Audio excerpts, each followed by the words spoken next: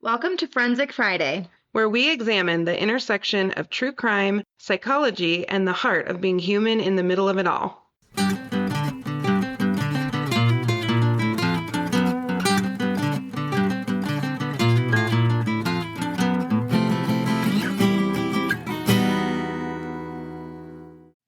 All right, my friends, we are back with our lovely Sandie. We took a quick break. So this is all the same night that we're doing this, but I changed into my unhinged tank top and I had to follow suit of our lovely Sandie, and I brought out my wine with my little unhinged wine cup, and Sandie has her 99. What is your cocktail? It is my espresso martini, which I'm sad to say that I have coffee liqueur that is only 70 proof, but there's vodka and then 99 proof espresso. There's a 99 proof espresso. Oh man, it is the best. I have a lot to learn. So I have a funny thing. I have a lot to learn. Nat's like, show me your ways. Show me your ways. My brother-in-law loves 99 proofs. So whenever it's his birthday, we buy him like 3 shots of it. And then he gets to choose, except me. He cannot choose me, but he gets to choose who takes them with him. I'm drinking water so I can ground our operation here, but I am eating barbecue, so I'll mute myself appropriately. Somebody needs to drink water. We just know it's not going to be me or Nat. That's right. I already chugged my bottle of water. I got a little left. We're good. I will hold us down. Yeah, Sandie and I, we're gonna. Oh, there's your Waterloo. Yeah, my peach seltzer. So I did not put, there's also peach 99. I did not throw peach 99 in the seltzer. I'm a little disappointed that you did not. It's the espresso 99. I love that. There's a lot of ice in there. I think we're gonna be okay. Yeah, I resent that it melts and waters everything down. So you have to kind of drink it fast. I know, it's so disappointing. I know. It's a logistical challenge. It is. So right before we signed back on, Sandie was telling us about one other job that she has. And I was like, pause your little soul, my friend, because we have to record this. So you have to share with us, what was this other non-bullshit job?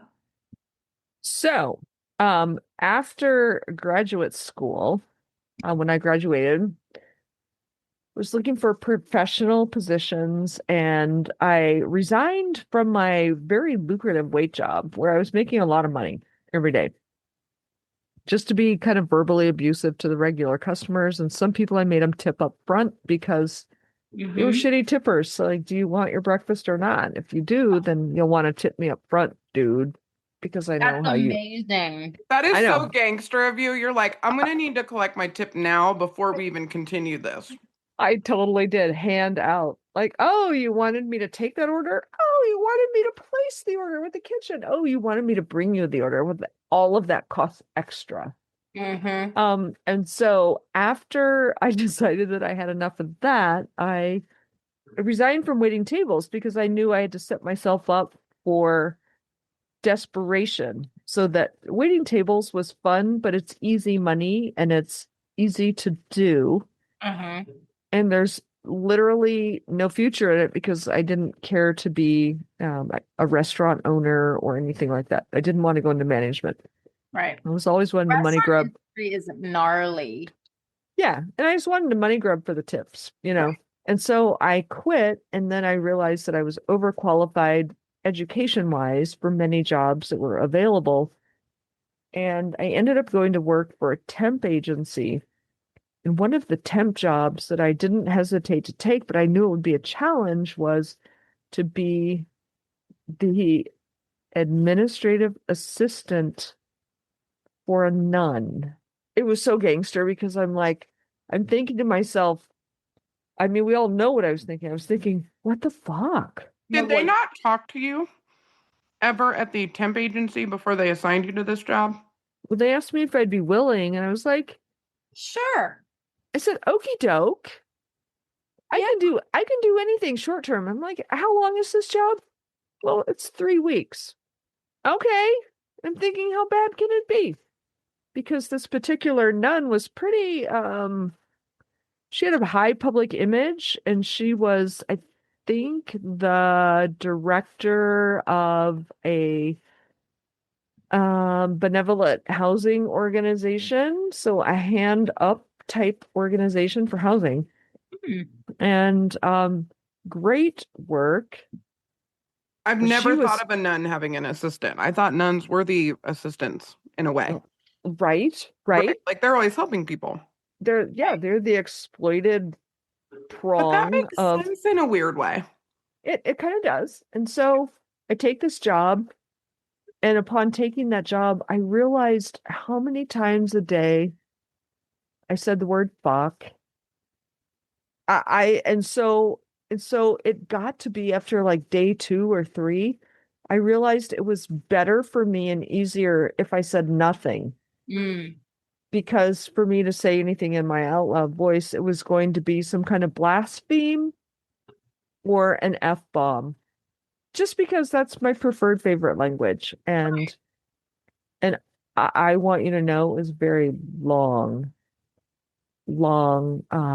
trying, challenging 3 weeks. Not because she was a obviously a decent human being. She was very fair. She was a hard taskmaster. I think in another setting, she might have whacked my hands with a ruler. I was gonna say, if you swore, you probably would have that happen to you. Would you like get in the car and curse a blue streak just to get it out of you? Oh my gosh, there was a social worker who was on site, and I'd say, "Hey, can we go outside for a break?" And she was a smoker, so she said, "Oh yeah, I'm about to take my smoke break." I said, "Great." And I would just sit out there and like swear in every combo that you can think of for no good reason. I mean, I wasn't mad or anything in the moment. I just wanted to swear. Yeah. And have unfiltered communication. And so we would do that a few times a day, but it was super, super hard. But that was one of the more strange, ill-suited jobs that I had. Between that and being a hypochondriac working in a doctor's office for 4 years, those were not good fits. But you know what, though? I think they were, in the sense that you learned how, and we said this last time, you learned how to work with every type of human. You really did. The restaurant business industry is, you see everything. I mean, the amount of affairs I saw working in the restaurant industry, wild. I'm sitting there, I'm like, no human that age is that all over their spouse in public. There's no way. Nope.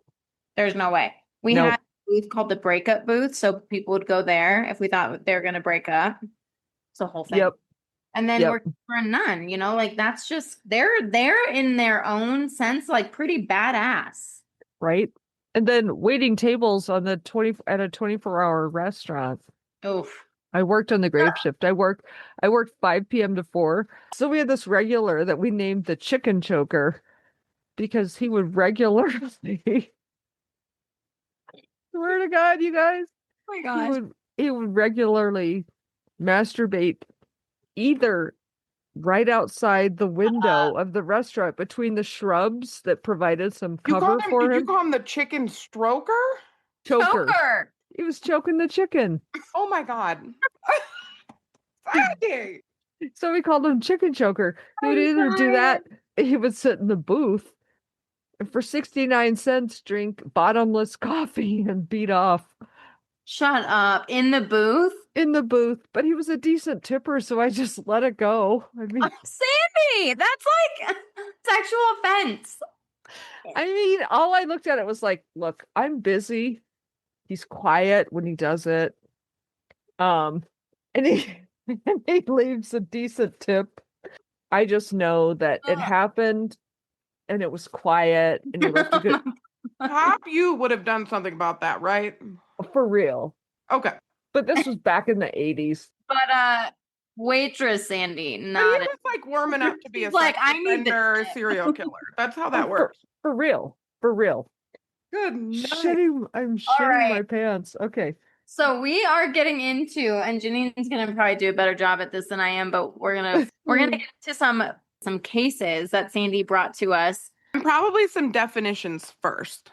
Cool. Sure. Because we had this come up in a group this past week, Sandie. We were talking about what is self-defense, blah, blah, blah. And we had a group of dudes, and I'm not going to give a ton of specifics, but I'm going to say a couple of things. So I had it. We had the week from hell. I'm not going to lie to you. It was a lot. We love our groups. They're amazing. They're pro-social, but a couple people were having a moment. And when men talk about self-defense, right? Okay.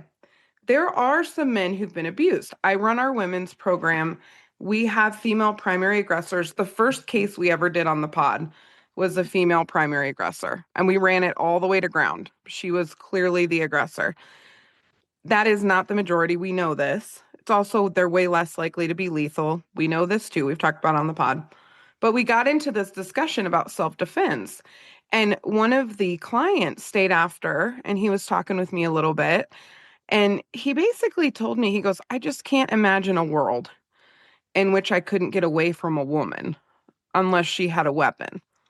Like, I just can't imagine a scenario in which I can't find a door. Even if she's hanging onto my leg, I can probably get myself out of the house.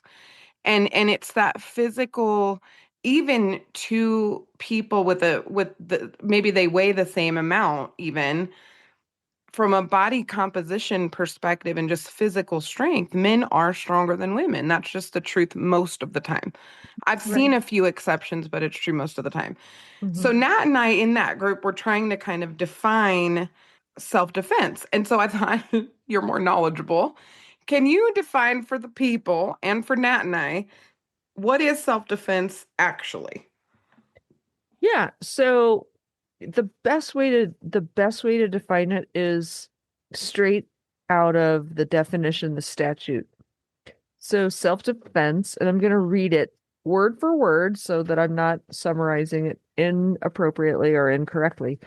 Self-defense is defined as using force to protect oneself or another person from what is reasonably believed to be the imminent use of unlawful physical force. The use of force with self-defense must be what a reasonable person would believe is necessary to prevent the perceived harm. So, you're allowed to defend yourself. There's nothing in the statute or the laws in Colorado or in most states that say that you must voluntarily subject yourself to a brutal beatdown. Yeah, we had a man who literally said, as a man in Colorado, you have to just take it. That's what we were told. You have to just take it. Yeah. Yeah. Not true. Now, where and we'll get to this in a moment, where self-defense and predominant aggressor overlap. So in Colorado, you get to defend yourself, but you only use what is reasonable force to defend yourself. So if somebody spits in your face, you don't get to strangle them to unconsciousness because they spit in your face. If they slap you, you don't get to kick them in the stomach. You don't get to throw them out of a moving car. You don't get to put a gun to their head because they slapped you in the face. So it has to be reasonable. So if somebody slaps you in the face, it is appropriate and deemed self-defense if you were to grab their wrists and keep them from slapping you again. Right. That's an appropriate use of force to grab and restrain somebody's hands because they slapped you once in the face. One of the things that we hear often is the quote unquote bear hug. Yeah. Oh my gosh. Restrained because like where I restrained her because she wouldn't stop hitting me. And I'm like, okay, so that fuels my rage. Here comes the hate fire.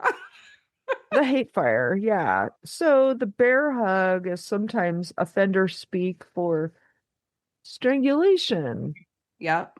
For false imprisonment. Suffocation.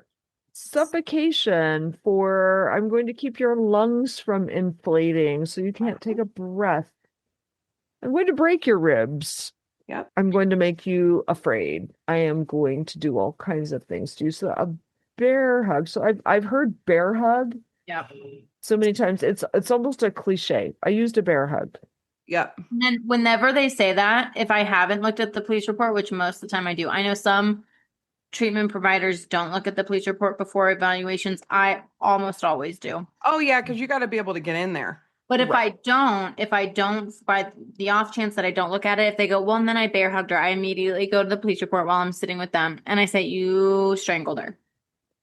Right. Yes. Okay. Or, hey man, you don't have a right to grab somebody from behind, wrap them up, keep them from leaving, physically move them. You don't get to do Right. that. You don't get to physically maneuver someone else's body like that. That's not a thing. It's not it is a thing. It's It's a just not thing. it's It's an not a illegal thing. legal. It's You're gonna very get illegal. arrested. Yes. Yeah, you're fixing to do something that's going to like send you down the river. Yes. So you're allowed to defend yourself. Where we come into some problems in the law enforcement community, and again, not throwing shade, just making observations. Sometimes victims, survivors will recognize what is about to happen Yes. based on experiences they've had with that abuser, and they will preemptively lash out.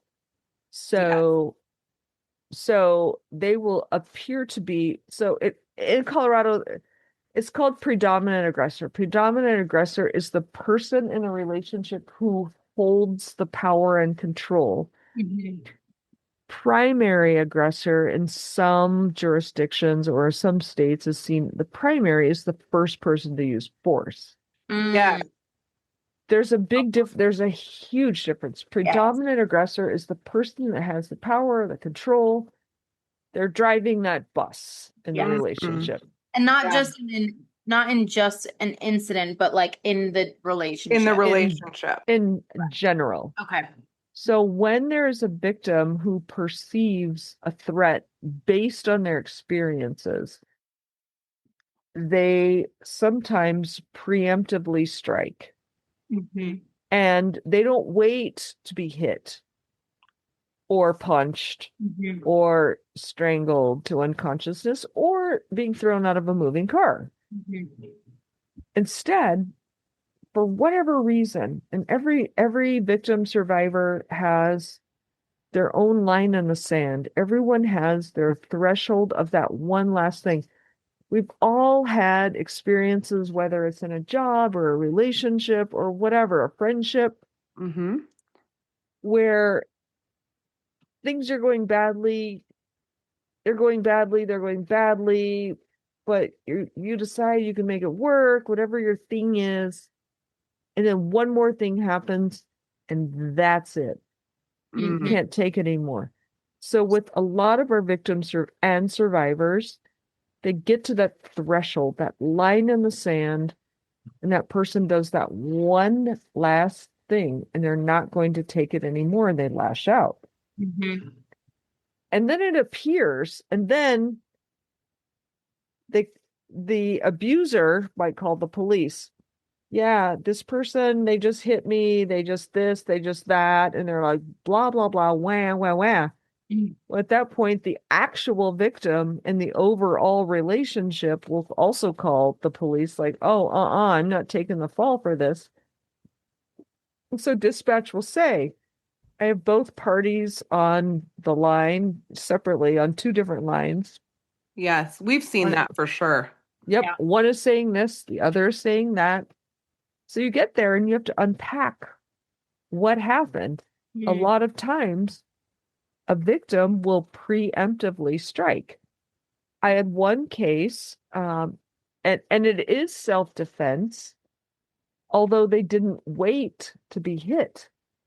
And I have this one case where this lovely woman who I adore. She's brave. She had a very traumatic childhood.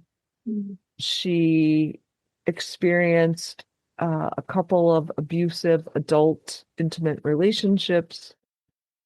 And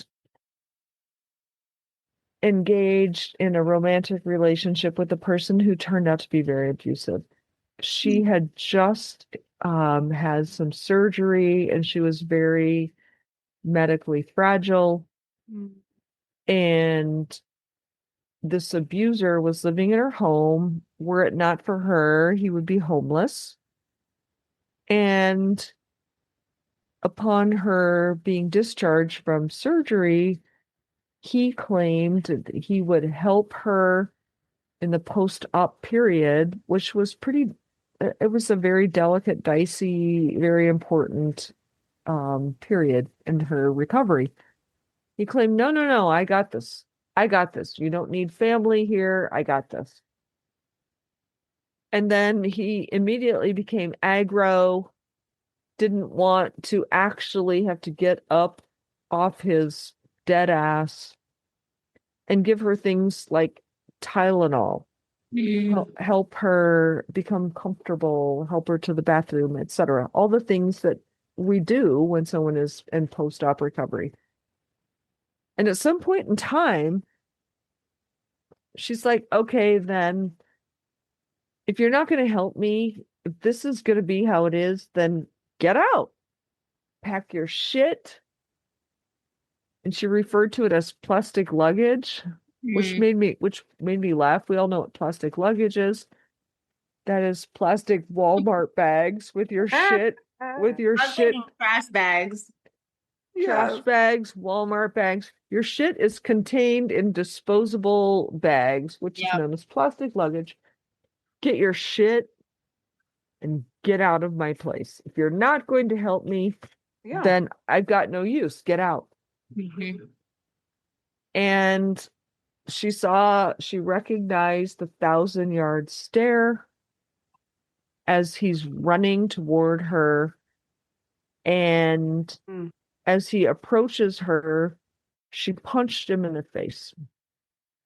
And she was afraid that she was going to be arrested for being the primary aggressor, but it's not about that. It's about who is the predominant aggressor, who has the power and control in this relationship.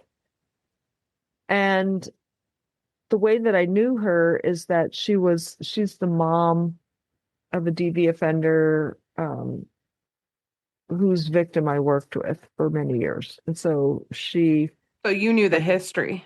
I knew the history. This lady didn't like me much, but when the chips were down, she said, well, I know you're good at your job, and I didn't know who else to call. And so I thought that was very brave and super courageous. And so she took this huge leap of faith. She called me cold call. And this is after like shooting me the evil eye, the stink eye in court when her son was being sentenced and whatnot. Oh yeah. And I love this lady. She's had a hard life. She's a fantastic human being. So she called me. She's like, am I going to be arrested for punching him in the face? She used the word sock. I socked him in the face. Am I going to be arrested for socking him in the face? I said, well, hey, tell me more about your experience. Yeah. And so we worked through like what compelled her to punch him. And she was willing to disclose all the previous unreported violence she had experienced at his hands. So she saw the look at his face. It was interesting because we were in the soft interview room. Soft interview room is like a fake living room, and it's not the stark, cold table, naked light bulb. It's like a fake living room. So we were in the soft interview room, and I said, well, do you remember what his hands were doing? And she's like, no, I don't remember. But when I watched the recording of our interview, she balled both of her hands into a fist. And she's like, no, I don't remember what his hands were doing. But her body remembered what his hands were doing. Wow. So as he was running at her with balled fists, she recognized the 1,000-yard stare in his eyes, and she knew that he was going to do something to her. So rather than waiting for that, she punched him in the face. And then he retaliated, of course, by throwing her across the couch. She landed on the floor. This is post-op with a very delicate surgery, life-threatening. And then later on, he assaulted her again. And, I did the full interview. Like, tell me more about this. Tell me more about that. How did you know you were Yeah. about to be? How did you know? And I said, well, tell me what helped you decide to punch him in the face. And she's like, well, I knew I was going to be hit. And I said, how did you know you were going to be hit? Well, because that look on his face, that's the look he has on his face every time when he hits me. I saw it coming. Mm. And at the end of the road, I charged him with, I was so badly wanting a felony, so I charged him with attempted second degree assault. and he ate a misdemeanor, but he got a decent jail sentence on that because of his robust criminal history, we'll call it. Not even involving her. She'd never called the police before. Did he have prior DV charges with different victims? I believe he did. Okay, so not just like a history of assault, anger problems, but maybe even some domestic violence involvement documented. Yeah. Mm. And so that was one form of self-defense where she didn't wait to be hit before she defended herself. She saw the red flag, she saw it coming because of prior history with this person and a strong trauma history and knowing what was going to happen, and just really needing to defend her physical safety and well-being, especially in her fragile post-op medical state. And Did you have any pushback on that as you were interpreting the case from this lens that I very much as a mental health provider see that lens that you're seeing? Did you get any pushback? I got pushback on trying to make it a felony. And I'll tell you why. Yeah. Because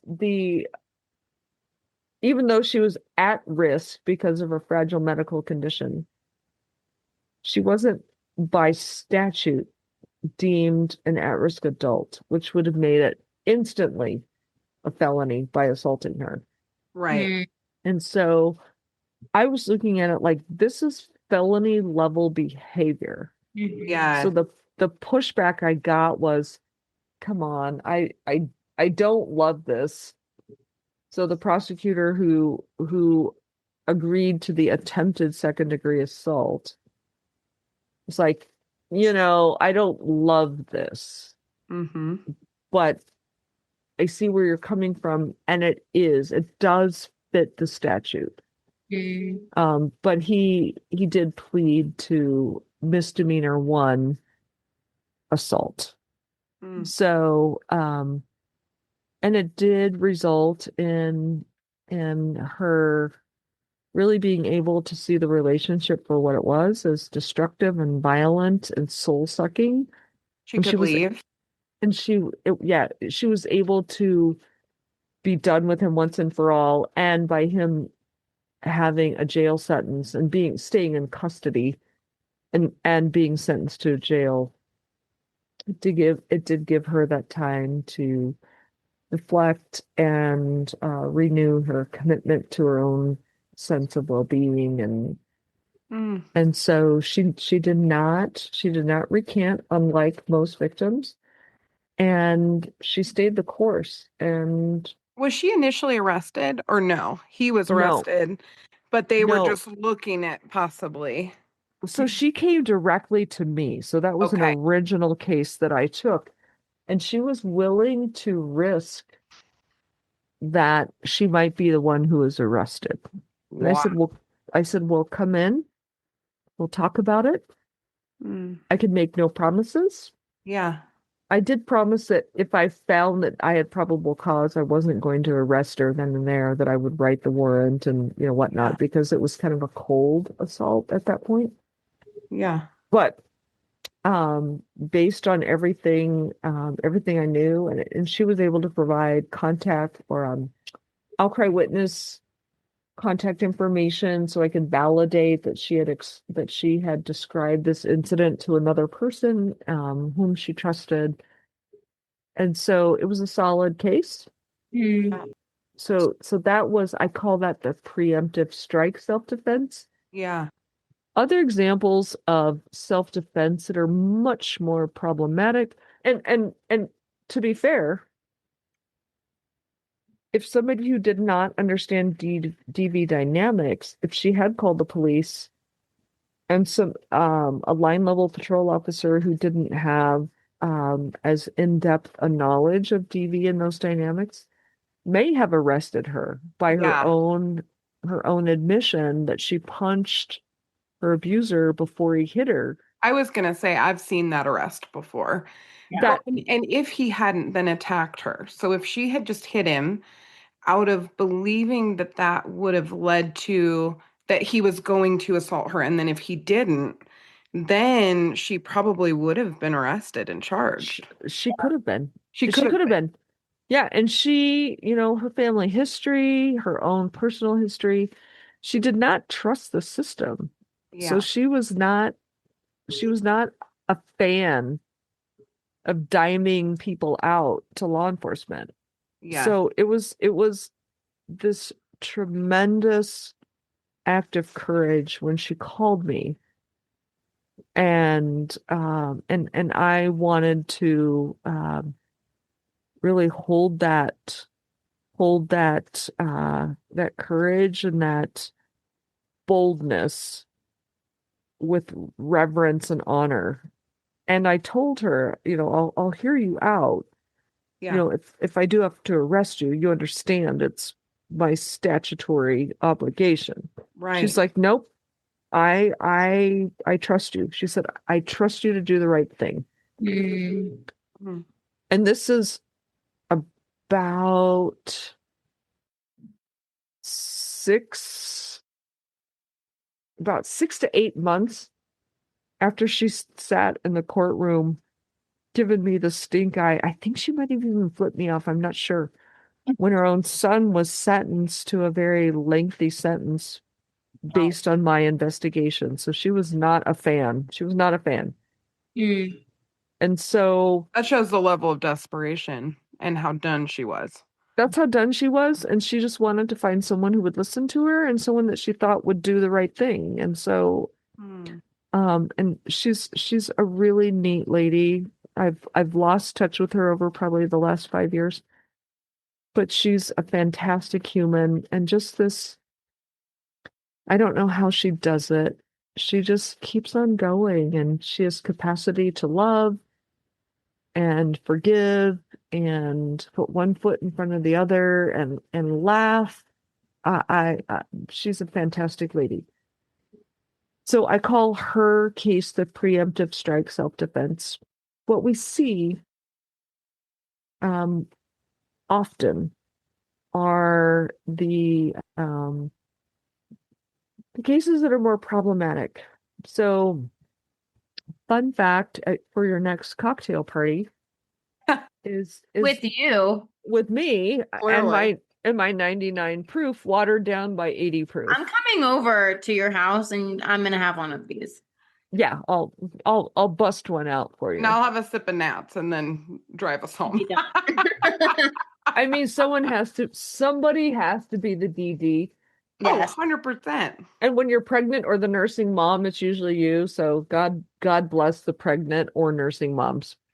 So, fun fact, at whatever cocktail party we happen to find ourselves, only in about 16% Mm-hmm. of strangulation cases will victims exhibit visible signs of injury upon first responders arriving on scene.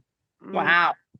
So the overwhelming vast majority of victims who have been strangled will not have telltale marks. Mm. We have a logo, an image Mhm. that we created that says strangulation isn't sexy Because after 50 Shades of Grey, we had I Oh, mean, strangulation has always been a thing, but like it started to come more into the forefront and it started to be more of a defense with a lot of our guys. And right. Sandy, you might know better than us, but we noticed just anecdotally a huge spike in strangulation during COVID. Like I used to Mhm. get a couple strangulation cases a year. Now, I mean, it's actually, I don't want to say it's rare, but I would say we see them as often as we don't. Would you say that, Nat? I mean, I would say 40 to 50%, Oh yeah. I mean, yeah, if when not we more. started this work, shoot, yeah, there was like hardly any strangulation cases. And now I hate to say it this way, but I kind of expect it at this point. Which And is Yeah, terrifying. I'm pleasantly surprised when it's not the case. right. Which So, was like the reverse before. right. So strangulation is this life-threatening, horrible assault that happens. And the things that complicate it, victims themselves under report or don't report strangulation because it doesn't seem like that big of a deal. Because again, in approximately 16% of the time, victims have marks that need to be explained, which means that 84% of the time they do not have marks. Yeah. And the strangulation assault is usually accompanied by other acts of violence. So the phone being taken or Oh, almost always. Yes. or destroyed, or the hole punched in the wall, or the black eye, the bloody nose, Mhm. the property damage, the threat against the children or the family pet, whatever that other violence is, Mhm. whatever else happened, it's easier to point to the black eye and say, see, or even more benignly, hold up the cell phone and say, look, that person broke my phone. And that's tangible. That is tangible. So even when victims are strangled to unconsciousness, that is usually not the reason they call. They usually call for something else. They might call because they're afraid because they could have died and they feel like I almost died. So that part is true. But Mhm. when officers arrive, a lot of times, not always, I don't use words like always and never when I'm talking about human behavior, but oftentimes victims of strangulation will point to the other acts of violence because they're more tangible, they're more benign. And even if you're strangled to unconsciousness, once you wake up, you're up and at 'em back in the fight. So even if your throat hurts, even if your voice is raspy, even if you thought you would die, even if whatever else happened, even Mhm. if you have petechia in your eyeballs Mhm. and your heart is racing, whatever else happened, you're like, I'm back in the fight. I can still talk about this. I'm Mhm. fine. I'm fine. Nothing to see here, folks. The victims tend to underreport strangulation, and when they tell dispatch they were choked, some officers will look at, are there marks?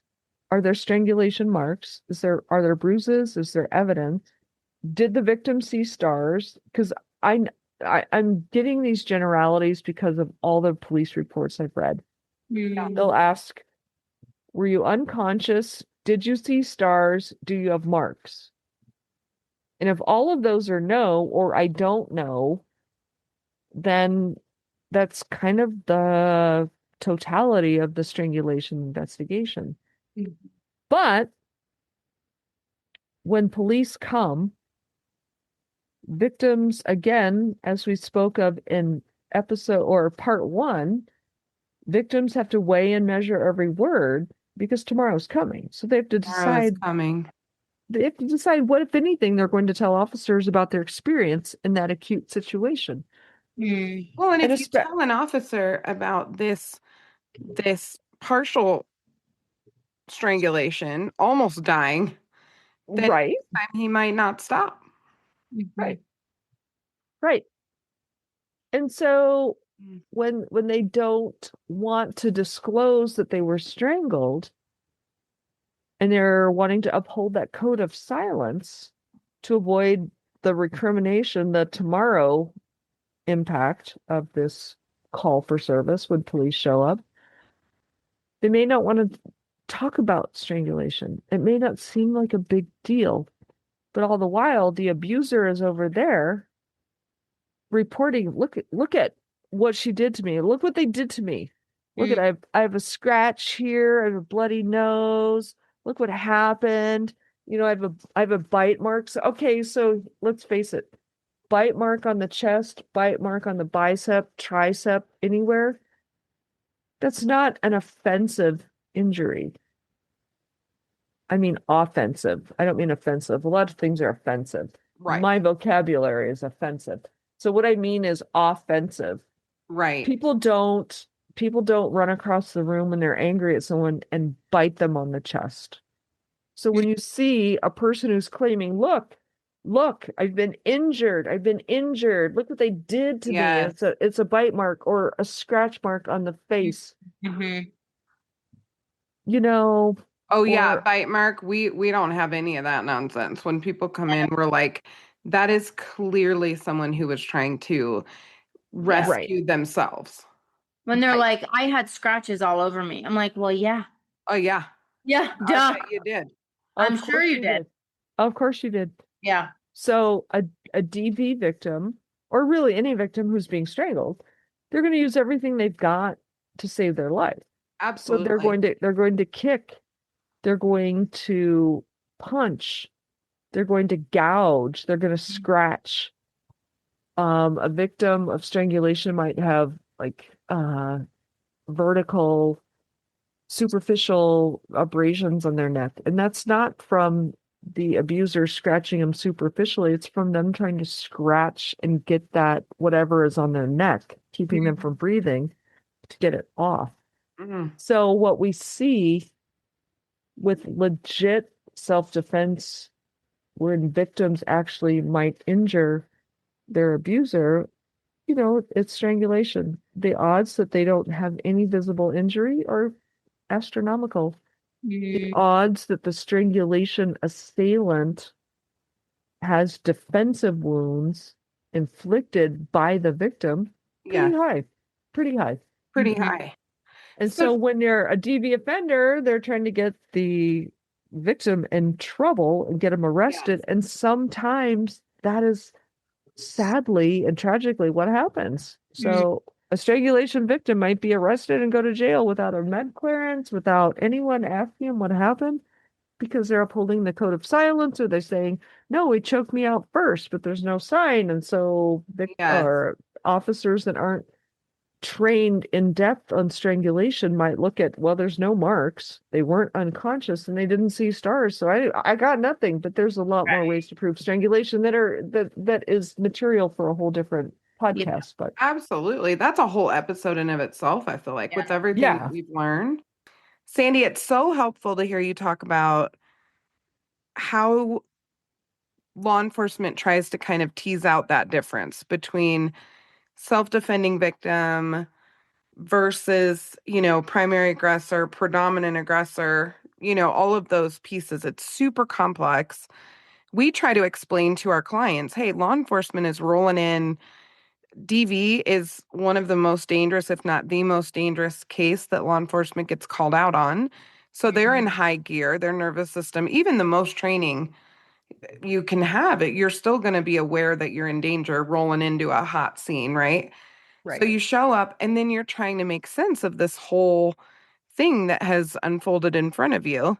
So help us understand the predominant aggressor analysis. What are the factors that law enforcement is supposed to kind of work through to figure this out? And what if they can't figure it out? Like, if they know there's a factual basis for DV, and in Colorado that does mean someone's arrested. What if they can't figure that out quickly? What do they typically do? So first of all, you can't figure out who the predominant aggressor is. Mm-hmm. it's better to make no arrest than the wrong arrest or a dual arrest. So you really need to know who you're arresting and why. So in Colorado, the predominant aggressor analysis is a you shall. So it is a directive that says you must consider who the predominant aggressor is before making an arrest.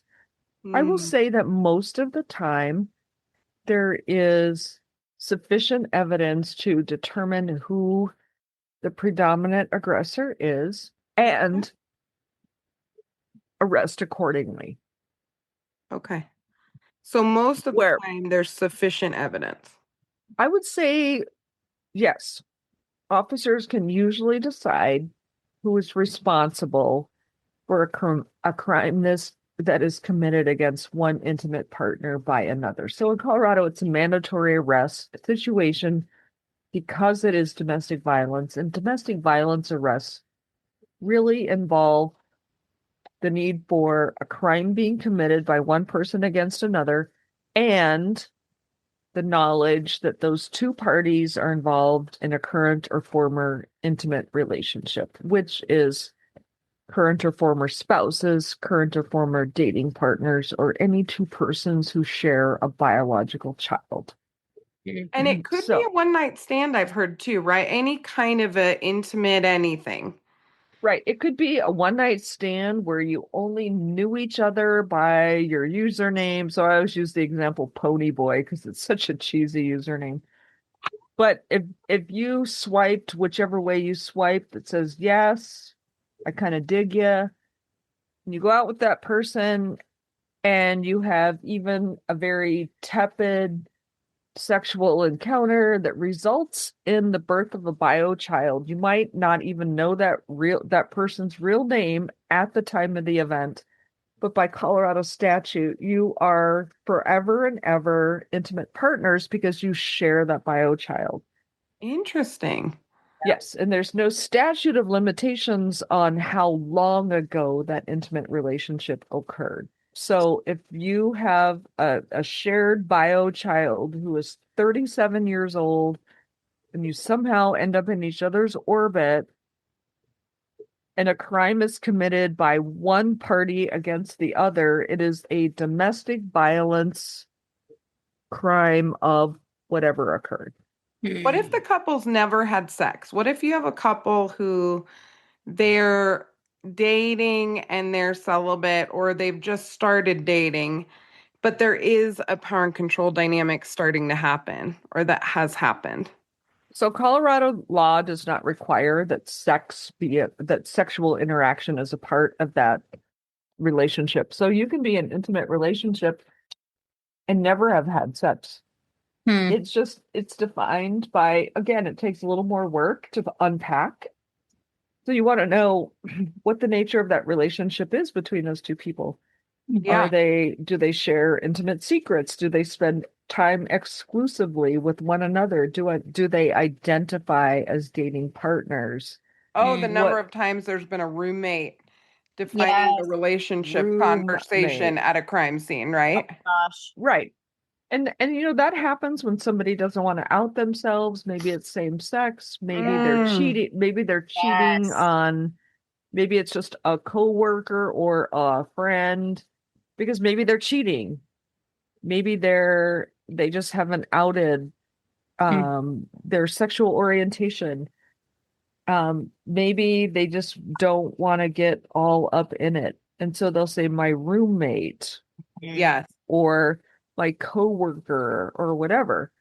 So the intimate nature of that relationship and a crime being committed between those two partners is what makes it a domestic violence mandatory arrest situation. So it is semi-urban mythish that if a crime was committed and it's between intimate partners, that someone will go to jail.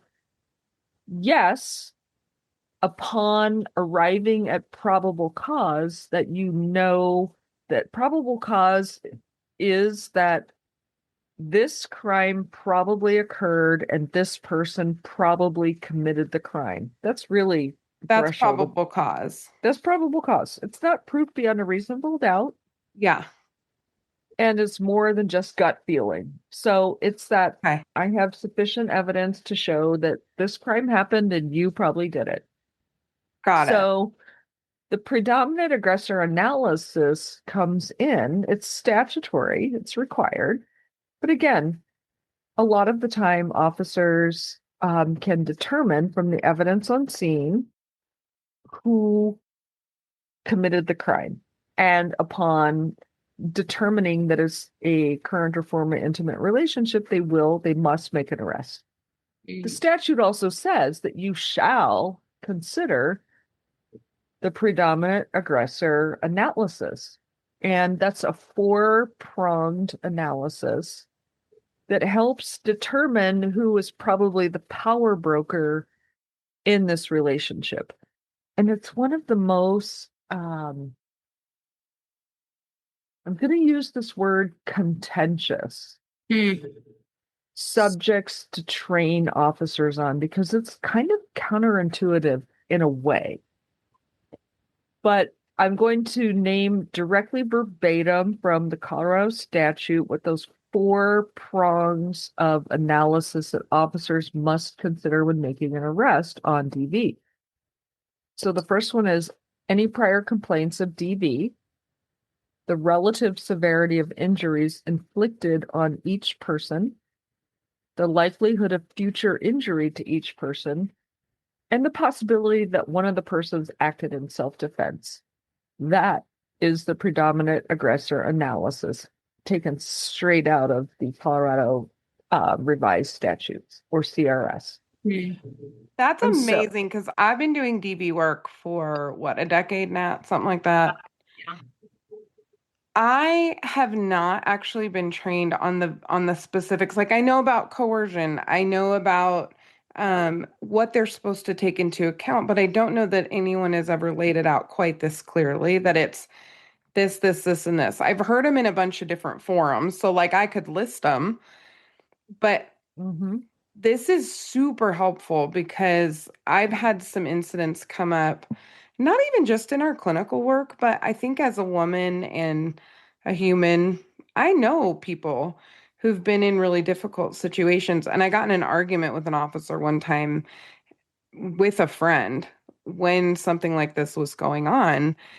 And it was just awful because she was being terrorized by this man emotionally, right?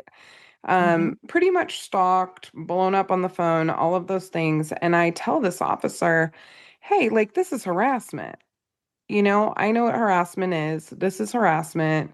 She's afraid. He's trying to find her. How are you going to keep her safe? mhm, And the training officer was the one talking to me. The trainee was kind of standing off to the side, and I was getting pretty irritated because I had, driven up with my parents to try to keep my friend safe. She left in a safe way. There was a lot of safety planning leading up to this. And so one of the frustrations that I had with the officers, he said, "Well, what do you expect? She left and took this person's, children." And I said, "Yes, but this person knows they're safe, knows they will see them. We made that explicitly clear, you know." mhm. Yep. There were some safety measures put into place. She didn't kidnap the children. There was communication. It Mhm, was, I need a few days, then we can talk about what visitation will look like. We can get going with some kind of a court situation. Like, really was about as neutral as you could be, right. but just couldn't leave with this person knowing safely. Mhm, And the officer said, "Well, yeah, I mean, what do you expect? Like, blah, blah, blah." And I said, "Okay, well, the problem is this person has a history of this, and that, had wrecked some things at the house. Like, there was DV happening. mhm, At what point are you willing to intervene?" And they said, "Well, like if he's still calling in the middle of the night." And I said, "Okay. So mhm, then one of the guys said, "Well, you should block him." And I said, "Well, then how is she going to know if he's calling all night long if she blocks him?" Right? Because I would rather know what I'm working with. mhm, Is he still driving around trying to find her? And the cop said, well, that's entrapment. I said, that's not entrap. First of all, no one's in charge of whether or not he chooses to use his phone 85 times in an hour. That's Right. his, Right. that's all him. That's not entrapment unless he's entrapping himself, which he's quite good at. But, you know, it's that kind of disconnect, I think is frustrating as a provider. But I'm realizing even as I'm reading this, it's not always clear to us. So I know it's not always clear to law enforcement. Right. And it's messy. It's Yeah. complicated. You know, we've already spoken about um victim reluctance to disclose to officers. Yes. And tendency to recant. The recanting is approximately 70 to 85% of the time. So most of our victims are going to recant Mm, following an arrest. So when you have those dynamics in play, you have a reluctant victim who may not have even been the person who called 911. So they're still right. maybe trying to manage that situation on their own. Right. They maybe didn't even want law enforcement all up in their business, but Yeah. here they are. Yeah. Yes. Most of the time, and I know we discussed this already, most of the time, the victim just wants the bad behavior to stop Yes. and to be left alone, to resume their peaceful lives, to resume their romantic relationship, whatever it was. Yeah. Keep their kids in bed, not have to, yeah. Yet they just want it to stop and they want the abuser to get help. That is usually what they want. Yeah. They're not interested in upcharging. They're not interested in, maybe an arrest is fine for the night. Yes. But And they'll it be there also- bailing them out, not because they're They're- weak, but because they need their life to go back to normal. They need their life to go back to normal because that is a safety thing. Like someone's calling you from jail demanding that you come pick them up. Yeah.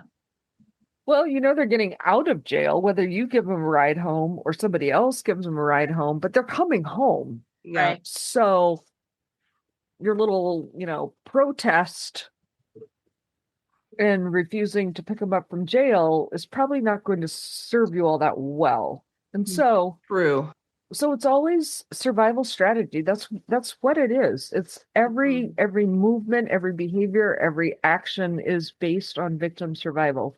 And sometimes that looks weird to the rest of us. It looks like they're not taking their victimization seriously. It looks like they're not really that scared. It looks like it must not have been that bad. It looks like all those things, but it is actually because it was that bad, because it is that scary, and because tomorrow is coming, that a victim will actually show up at the jail and give her abuser a ride home. Right. It's not because they're not scared, it's because they are scared. Yeah. Yeah. So I call that the cleanest dirty shirt Yeah. theory of decision making. Yeah. Like they're getting out. Yeah. Do I wanna make it easier for them by giving them a ride? Well, no, but are they coming home? Yep. Will I pay for this? Yeah. Well, yeah. How do I minimize the recrimination? How do I minimize the consequence Yeah. for them even having been arrested? Because abusers usually don't say, I was arrested because Of domestic violence. yeah, because I strangled my intimate partner, because they broke their phone, because I threatened to kill them, because this yada yada. It's because that bitch called the police. Cop collar. Yeah. Cop Yeah. collar. We've heard that a few times. We've heard cop collar. You want to see me get red, Sandy, in a group? Somebody says cop collar. Ooh. They say, oh, well, she shouldn't have called the cops. She's a cop caller. Yeah. Oh, Yep. I get big mad. That's a Janine's the bad cop that time every time. Every time. I just sit back. You just sit back and let it happen. I just watch. I just watch. That and recanting. Well, are you going to talk to her? She'll send you a letter, blah, blah, blah. I'm like, they all do, bro. It means Or they nothing. I say, give two shits. my favorite is when they're like, I have videos of what she did. I'm like, of course you fucking do, bro. Yeah, nobody cares. Of course you have video of what she did, but you don't have video of what you did. You just have video of what she did. Right. Yeah, right. And that's suspect, right? Yeah. So So with all of this, with predominant aggressor, it's really important to ask about how the daily life happens. So if it's verbal only, or we were just arguing and then she went apeshit or he went apeshit on me, you want to ask, what's the argument about? Exactly. What were Uh-huh. you arguing about? Exactly. You know, what made that argument so volatile? Yeah. Mhm. And Yeah. that's how What you can figure out the power and control dynamics. Well, we were arguing right. because I know one I read one time was, dinner wasn't ready on time. Uh-huh. Yeah. That, And then I'm like, oh, well, that's a straight line. That's not hard to figure out who's in charge of what Uh-huh. there. Right. Or I asked where all of our money went. Why did I get passworded out of this account? Yes. Why didn't you come home last night? mm-hmm. Whatever it is, like why did you not pick the kids up? Whatever it is, whatever that thing is, we were arguing. Um, but it's really like if the argument was, I caught you cheating and I'm going to break up with you, and I mean that shows, I mean that falls into a couple of those categories. Yeah. Um, was there prior DV? And the complaints of prior DV doesn't have to be formal arrest record. It doesn't have to be criminal history. It can be um, other people or that victim or other victims going to court and requesting a temporary protection order. So they've It could sworn. even be a different person, old Oh partner. yeah. Oh yeah, Yeah. yeah. And even if the petitioner for a temporary protection order who claims it has a DV undercurrent or factual basis, even if they ask the court to dismiss that TPO, temporary protection order, later, and even if the court does dismiss or vacate the TPO, it doesn't mean that it didn't happen. It means that a victim went in, swore in an affidavit that they needed temporary protection order against this person, and a judge listened, read the affidavit, and agreed. That is a complaint of prior DV. Even if it's a civil TPO, even if it didn't result in criminal charges, even if the victim did not go to court and make it permanent. Mm. So and you can ask a victim, you can ask a neighbor, hey, tell me what you know about the relationship with these people next door. Tell me what you know. You Mm. might say, oh my gosh, like every other night they're screaming and shouting, and I hear the sounds of someone crying for help and things being thrown around the room. That's kind of a complaint of prior DV. So it doesn't have to be police reports. And the relative severity of injuries, we talked about this in the early, I think in part one. Yeah. You don't get to strangle somebody to unconsciousness because they slapped you in the face or they pushed you because you were up in their face yelling at them, calling them names, and they push you away to create distance. You don't get to strangle them or punch them or break their arm or Right. whatever it is. So you have to look at that. Now, I will say that sometimes the offender is the person who is more severely injured. Uh-huh. Examples of that would be a victim who's being strangled and they grab anything they can find. And if you're being strangled on your back on the bed, you might be able to grab a lamp from the nightstand or a baseball bat that you keep next to your bed for whatever reason, Yeah. or your child's metal vintage Tonka truck. It doesn't matter what it is.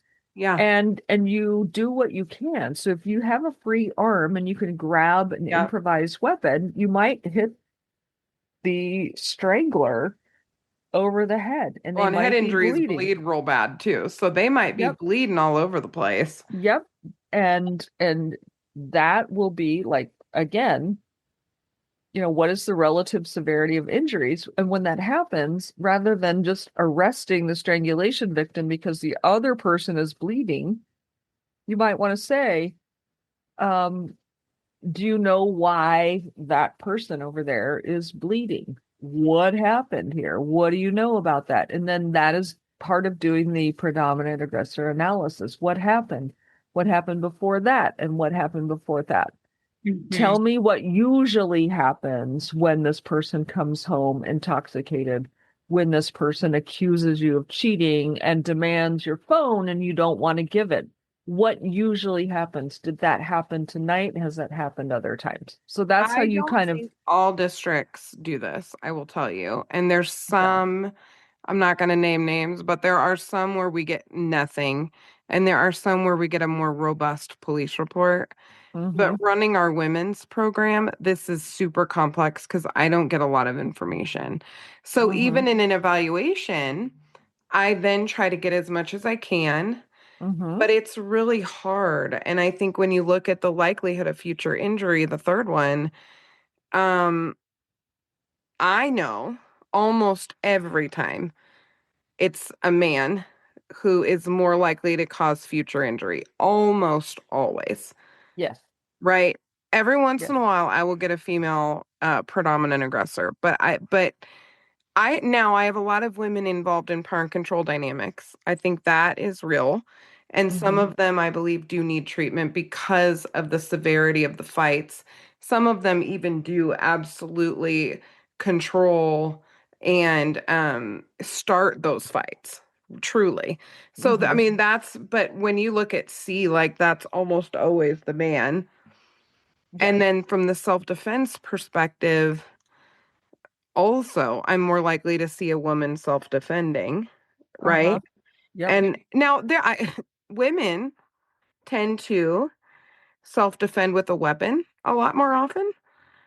So that's a dicey one as a female evaluator, I can tell you, because it's like, okay, they pulled a knife out. Well, was the knife pulled out in a threatening manner because she thought he was cheating and that's a control jealousy behavior? Or did the knife come out because they were afraid of further abuse? And you're going to get two very different stories with very little evidence if nothing actually happened with the knife. Mm. That is super hard as an evaluator. Right. And I'll tell you why. Yeah, Because that scrutiny and inquiry probably didn't happen on scene. totally. And so if you have and DV is a gendered violence. It's why it's called gender-based violence and Yeah, in some vernacular. Mm. You know, like approximate another statistic for your very next cocktail party, about 85% of our DV victims are women and yeah. perpetrators are men. So it is a male crime committed against females in general. Most often. Um, Yeah. and so that's part of it. Um, so the scrutiny that you don't get in your police reports or any of your materials when you get a new client or an evaluation, because the officers don't think to ask. Sometimes an arrest is hasty, sometimes it's very thoughtful, and ultimately they land on, look, I have to arrest you for this, even though I get your plight. Yes. But most of the time, there isn't that kind of time on Yeah. scene. And there's a lot of pressure on first responders, on patrol officers to get in, do it, get it done, get back into service. There are calls waiting. Yes. And And I would so, argue probably to make an arrest to a degree, even though I do believe they're trying to meet that statute. uh-huh. One of the things we said during our Gabby Petito episode is I wish she'd been arrested because if she'd been arrested, she'd be alive. I wish he'd been arrested. He was the clearly the predominant aggressor and they were not well trained and that was obvious in the investigation, but If either one of them were arrested, she'd be alive. I think there's a high probability that even if she'd been arrested, she'd be alive. I think her parents would have probably had to come get her because Mhm. they were running out of money, they were in the van, all the things, it would have separated them in that moment. It's a tough one. It's very tough. And I'm always reluctant to throw shade on somebody whose investigation we have the luxury of watching via body cam, Totally. especially with tragic results. Um, an experienced DV investigator would have picked up on that.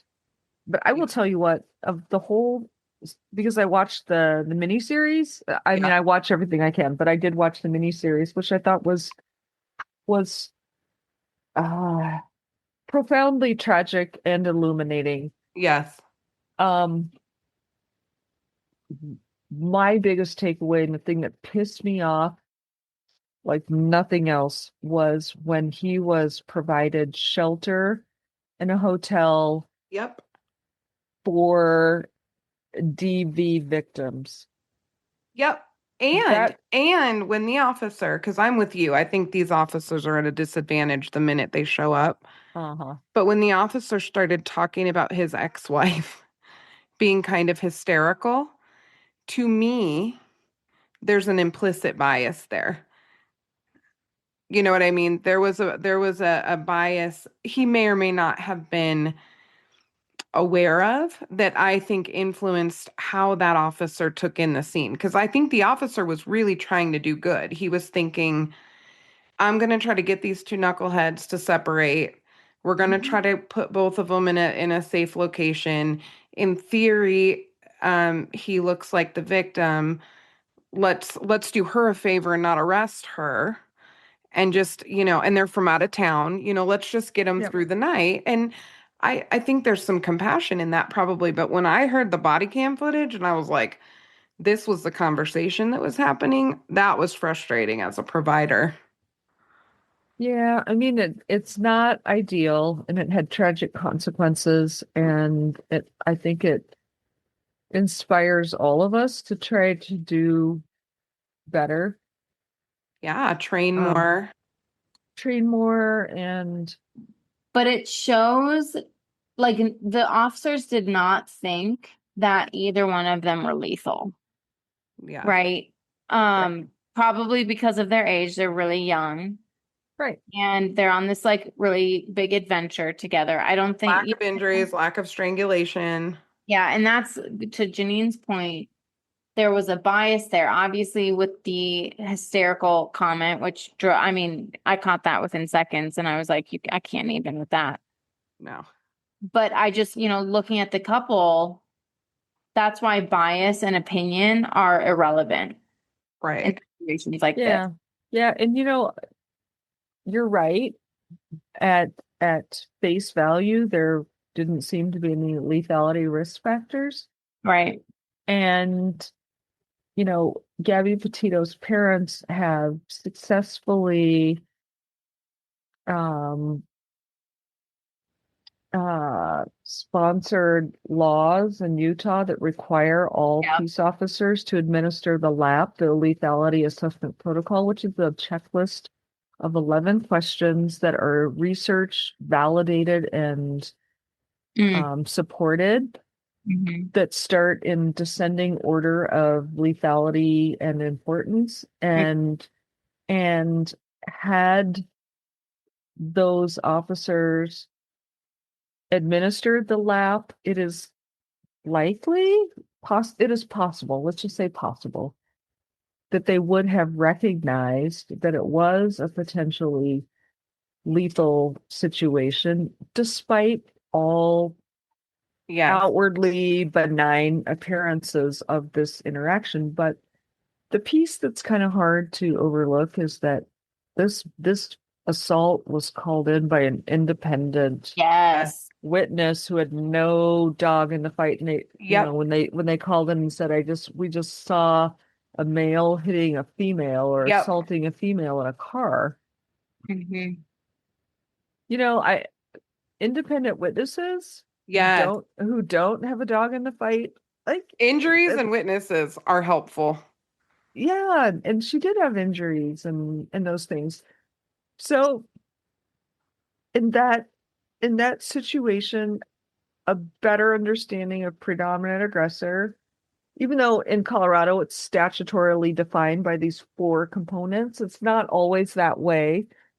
Yeah. But these are these are good guidelines. So even if somebody resides in a state that doesn't have this statutory definition of predominant aggressor, it's still important to know what kind of things to look for, because when you're the first responder, you're the patrol officer, you're on the street, you're responding to a call for service, and you have two opposing stories. Look what this person did to me. Nope, look what this person did to me. The evidence suggests that either story could be true or neither story is true.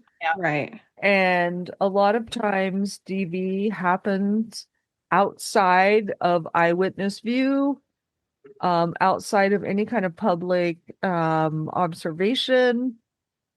And so you're just really looking at this, what evidence do we have and what is likely, what probably happened? Remember, probable cause is this crime was probably committed and it was probably committed by this person. So what is the worst case of a female predominant aggressor that you've come across? Yeah. So even the worst case of female predominant aggressor, so by predominant aggressor, I'm going to say that we are discussing the partner in the relationship who engages in the power and control pattern of violence, manipulation, that coercive control on the daily. So they are the person administering the abuse on a regular basis. Yes.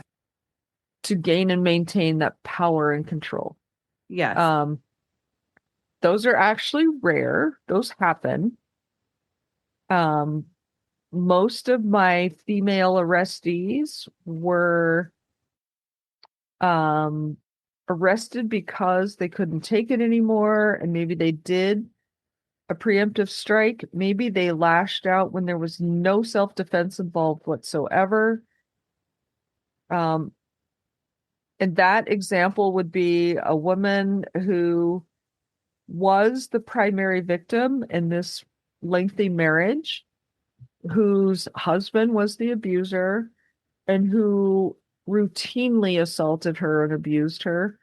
And she came to know the body language, signs and symptoms that some kind of assaultive behavior, also known as a beatdown, was coming her way. And on this one particular occasion,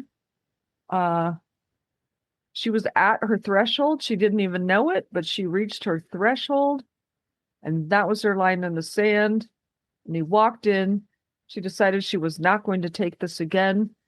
And she went out and beat the living shit out of his truck. And caused significant damage. So he called the police and said, my wife went crazy. She beat the shit out of my truck. So I go there and I talk to her. Tell me more about this. She talked about years of abuse she had experienced, how she couldn't take it anymore. She saw the body language. She knew another beatdown was coming her way. And today, by God, she was not going to do it. But she didn't get to claim self-defense, because you can't take your favorite cast iron pan and go outside and beat the shit out of the truck and say it was in self-defense. Right. Now, had she used the frying pan to defend herself against a beatdown, that's a different situation, right? Yeah. That's slightly different situation, but that's not what happened. She said, I wanted him to hurt as much as I hurt, and he loved his truck more than anything else. He had it coming. When I told her she was under arrest, I tried so hard to not arrest her because I could tell she was the primary victim. She's like, nope, I did it. I said, I have to arrest you. She's like, I know. She's like, oh, I know, honey. It's okay. It's okay. You can take me to jail. That's amazing. It was amazing. And she knew she was going to jail. I cuffed her and I actually apologized because I was like, oh man. I said, well, are you interested in telling me more about this abuse that you've suffered? It sounds like weekly for 17 or 18 years. She's like, nope. I am not here to get him in trouble. I am just here to tell you I'm done. So she went to jail. You know what? That's a full send out of the relationship.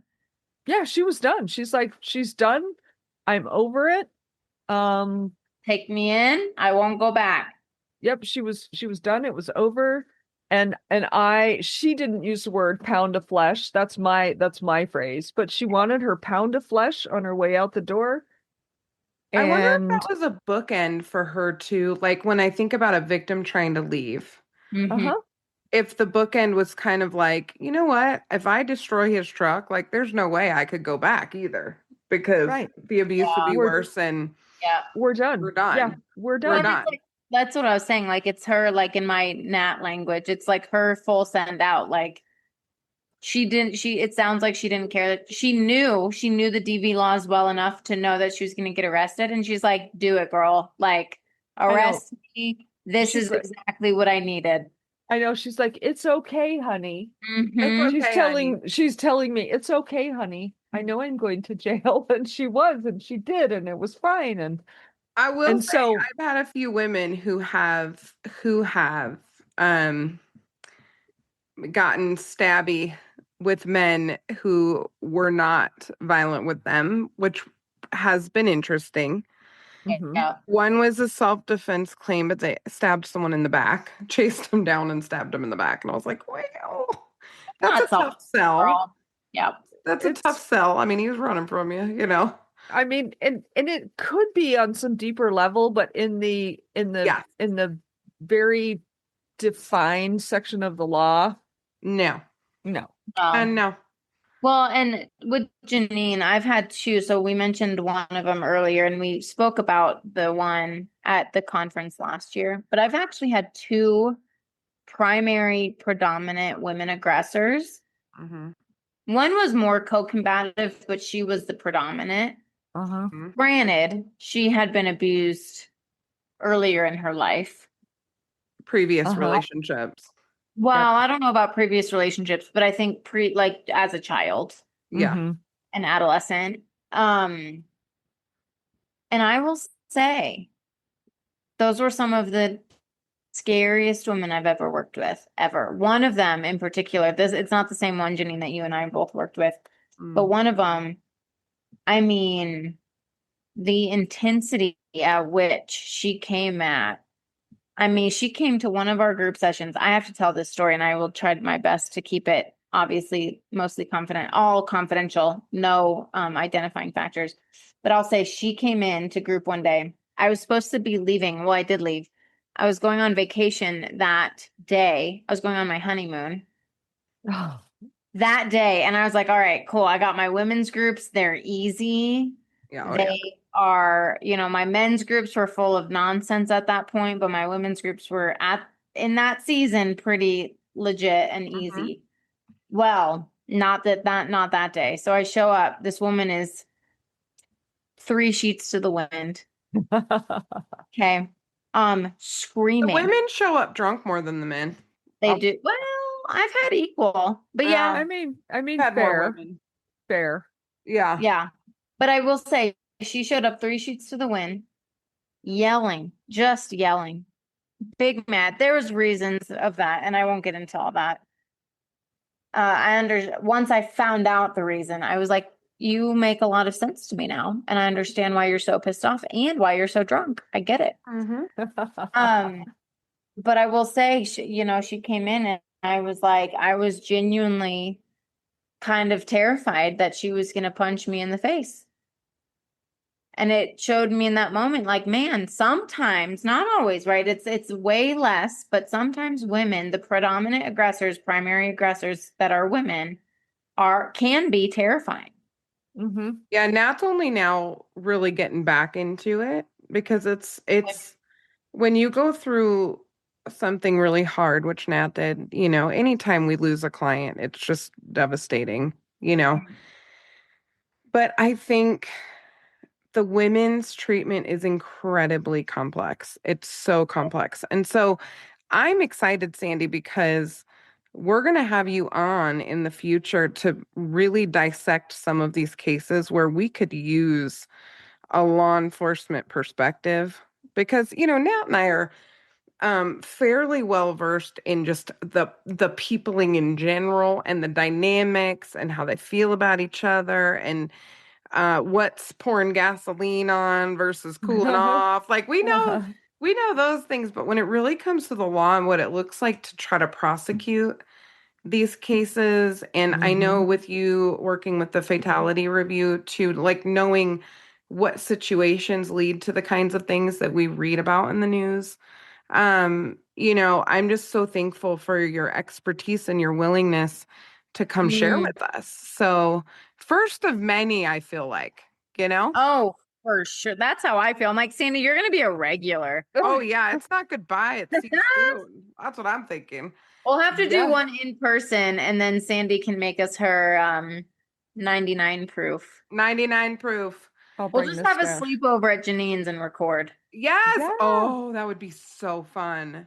I know. I'll Yeah. find it. I'll have press babysit. Not You have babysit. your own That's a rooms. terrible It's way to say. lovely.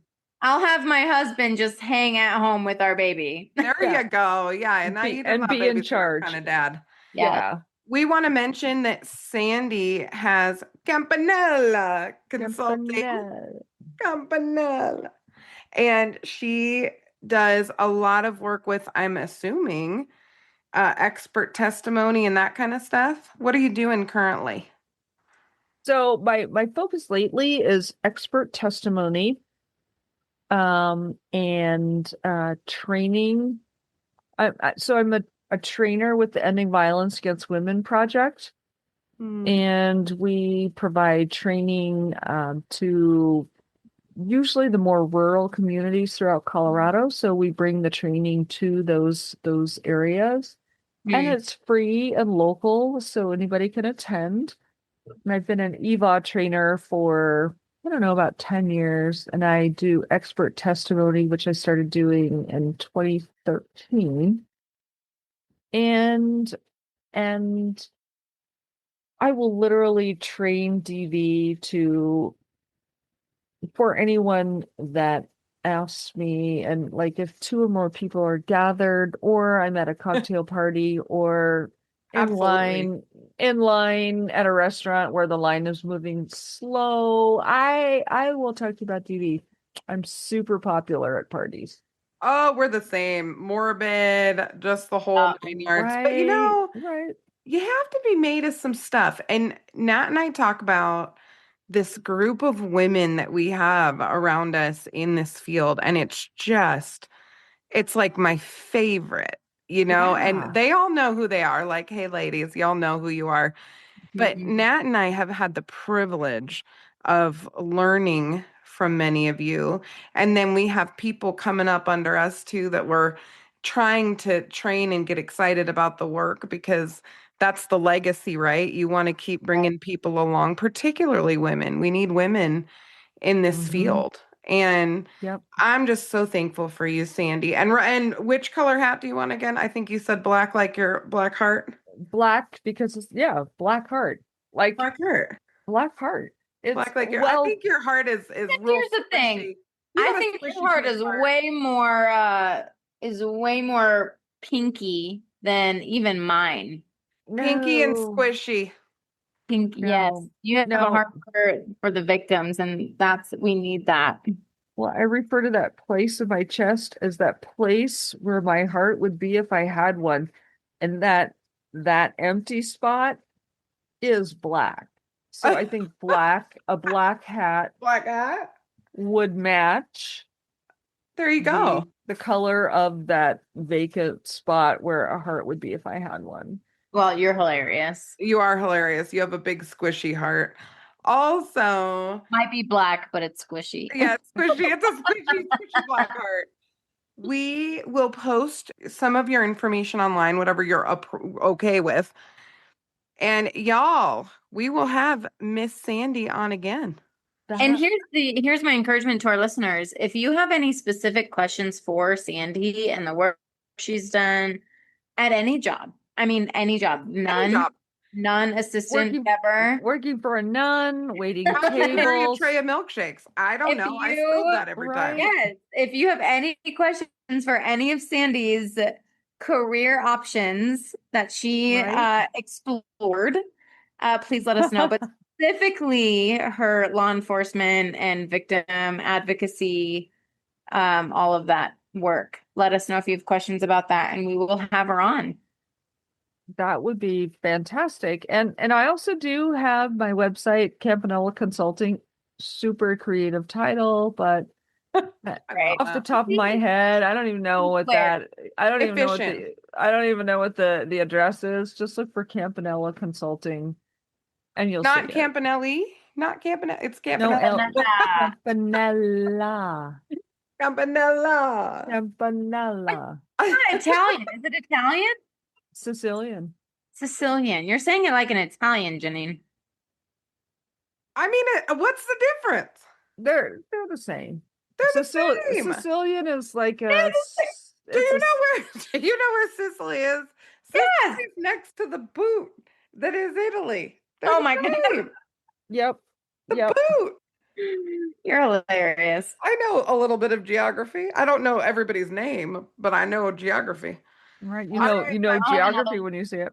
I have another spider I need to kill. So Yeah, Nat's got to kill a spider. I got to go to bed, and Sandy's got to finish her cocktail and go to bed. Swear to God. Swear I to God. know. I know. 99 proof, y'all. 99. Well, we will see you next time, Sandy, and we'll see all of y'all next week. And as always, Bye, forensic friends. Bye, forensic friends. Bye. We did it. I'm Janine. and I'm Nat.